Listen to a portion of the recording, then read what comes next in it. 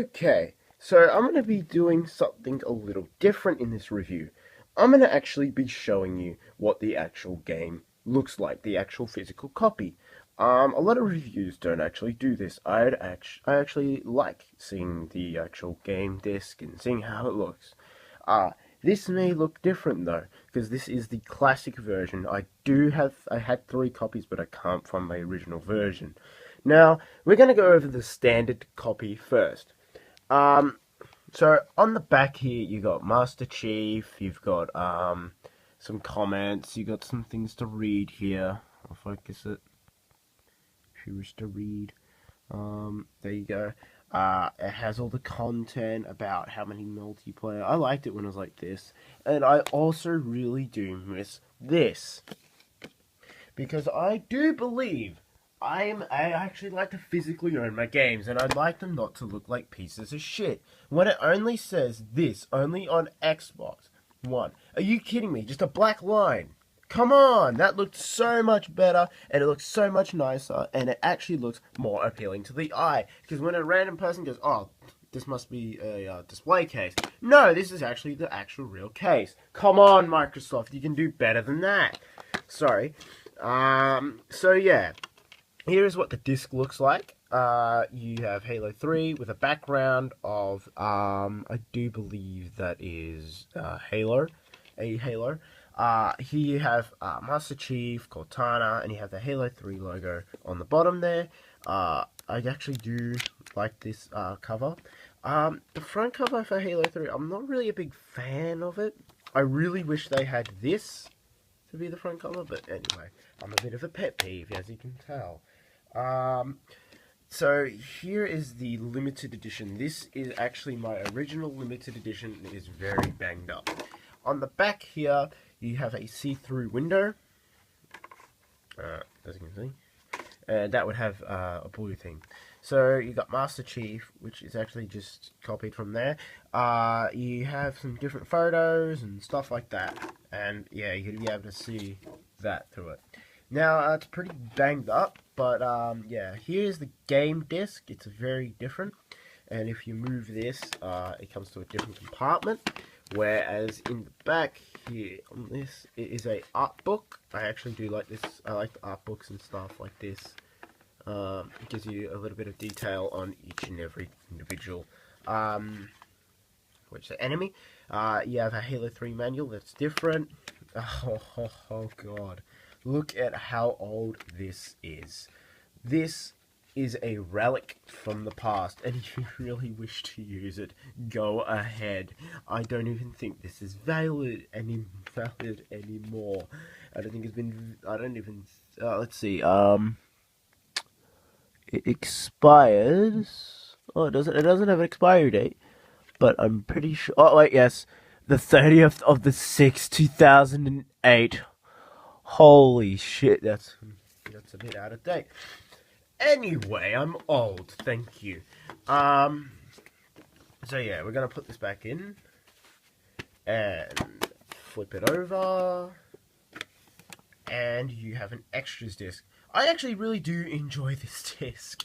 A lot of people are going to laugh at me for this, but I actually like making of the product because it is very interesting to watch, to see how the game came along. And I actually do like this because it has actually some pretty funny videos on it.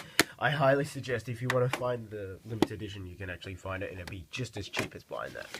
Okay, so thank you in WWE. Alright, thank you. So I actually do like the game cases and everything. Alright. Thank you. Hi guys, welcome. Mr. Dan126, the leader of the Danonites. Now, I'm going to be doing a review on a game that is quite old, but I still believe that I can still review it. I don't care, whatever. It's my YouTube channel, thank you very much. But, this game is Halo 3.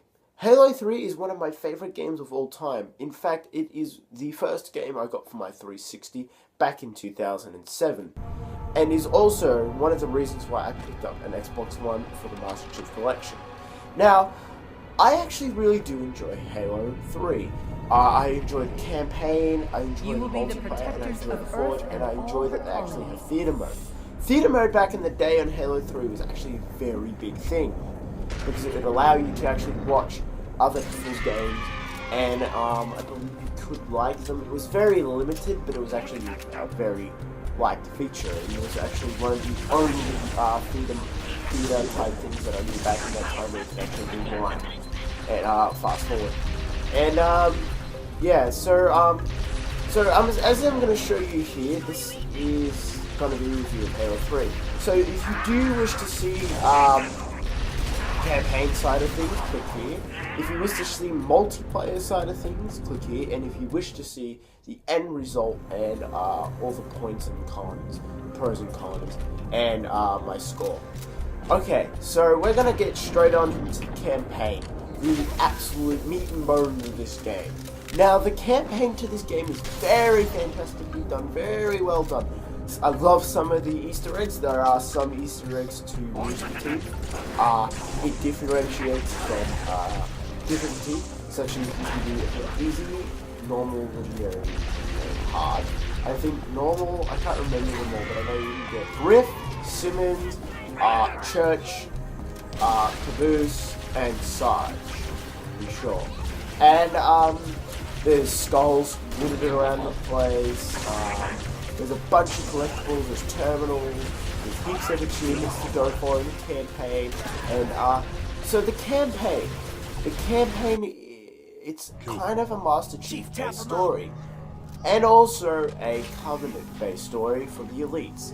Now, the plot of this game is Master Chief trying to save Cortana, and the other part of the game is the elites trying to get back at the Covenant for disgracing them and defacing them, because the Brutes kind of took over their job and they kind of disgraced the elites. But in this point, I actually do prefer to fight the elites than the Brutes, because the Brutes aren't as difficult as the elites to face off, and the elites are more, I don't know, more alien-like? So yeah, here are a handful of missions that I believe are my favorite. I like the Ark, I like the Covenant, I like Sierra 117, which is the first mission, and my favorite mission is the Pit. Now, so the first mission is Sierra 117, and this game, the first mission is very good. It tells you, doesn't really hold your hand or anything. No Halo's actually realistically held your hand throughout the whole game. It kind of makes you learn it by yourself by actually throwing you into the deep. The first cutscene in the game, first mission, is you will see Master Chief from Halo 2. With a spoiler alert, Master Chief does survive in Halo 2. This explains a lot of things. You do need to play Halo 2 to kind of understand the plot in this game. It depends if you don't actually really need to, but I suggest you do it. So the end of Halo 2, spoiler alert, if you don't want to listen to this part, you can either fast forward or block your ears. Cortana stays behind on the Ark, I believe. The Ark, I can't remember quite sure. But, Cortana is stuck there, and the reason why she's stuck there is to get Master Chief all the way back to planet Earth, I'm pretty sure. Yeah, he lands on planet Earth. This game does take place in planet Earth. Now, I really do enjoy the first mission, because you're in the jungle, you're Master Chief, you're back in the jungle, you finally got to play Master Chief again, and you're going around, shooting at brutes. And I love how there's kind of a stealth side, where if there's grunts sleeping, you can actually just melee them to kill them, and the brutes and everything else will not notice that they're actually dead. The graphics, they're not too bad. They do stand the test of time. I think that it's a very good looking game for how old it is. Now, the Master Chief Collection does make it a lot better. Not really dramatically, you can't really tell, but it does make it 60 frames and 1080p, which is very good. A lot of people do not understand that 1080p is better than 720p. Understand, you're getting bloody 30 times more pixels than 720p. And it only realistically matters when you're watching on a big screen television. If you have 720p, you can tell, but if you have 1080p, it looks really good. That's why Blu-ray is better than DVD, because DVD is 420p, whereas Blu-ray, I think, can go up to 4K. I'm pretty sure there are some, I think it's Ultra Blu-ray or something like that. But anyway, let's get back into the game. Now, let's go on to the multiplayer. And I will be adding Forge into multiplayer. Now, Forge is a very... the Forge in this one is very basic and it's very difficult to use. But if you're really inventive, you can make some pretty cool things. Now, I highly suggest that you try it out, muck around with it, and then you finally figure out what it's like. Now, you have a very, very lukewarm suggestions to choose from. You have your secure, I think you have spawn, you can choose spawn points, you can place items, you can change the weapons, and I believe you can change some, no, you can't change the colors. Yeah, that's pretty much it. But it can be actually very good mechanic or good thing for a custom game. Such as if you wanted to play a game of Valhalla and you don't like where the what's it called? The laser cannon is placed in the game, you could actually change it, or you could swap it out for another gun. Say you want the sniper rifle to be there instead of in the base. You could change the base to being a laser cannon to being a Spartan laser. Sorry, a Spartan laser to a rocket launcher. You could do whatever realistically you want, but there is a budget system. The budget system is a bit of a con, but they actually probably have to do that sort of back in the day when they didn't really utilize a lot of the power of the 360. I'm actually still surprised with the 360 though, because it's about 10 years now, and Halo 4 is one of the best looking games I've seen on that console. But anyway, so the multiplayer. Multiplayer is very good on this Halo. You have your ranks, and this is the first Halo where you could actually change the look and the customization of the armors. You could change your body, you could change your gender, you could change your helmet and your shoulders. It's not really good customization like it was in Reach, where you could change the visor color, your knee pads, you could change your wrist guard, your shoulder pads, your chest, you can change pretty much everything and have a lot more colors. And you can change your little logo, you can add a clan tag. Mine is AH, obviously a reference to Rooster Teeth. But anyway, now, with this game, the multiplayer is very good, but unfortunately, there is not many people playing this game anymore. Pretty obvious, it's pretty old. If you really want to get a game, it's probably better to get it on the Master Chief Collection, if you could get a game, which I find very hard to do.